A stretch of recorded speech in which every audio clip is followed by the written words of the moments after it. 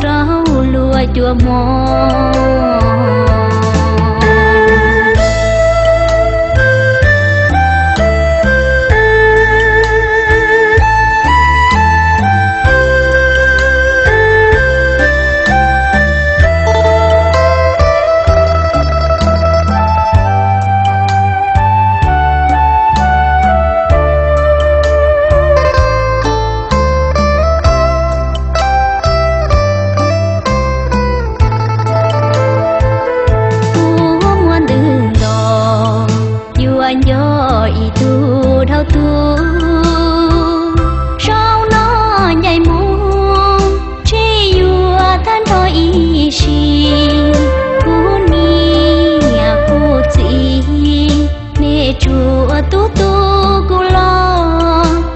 trần yo chi tông gió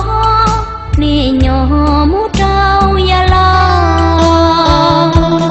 mu tia yo lúa tung nhà là ti yo tao mu ba lu shi lúa tung nhà có gió lúa thiệt chi xa lú con gió nắng gió trắng mùa tu rong nhà có rong trâu lúa chùa mò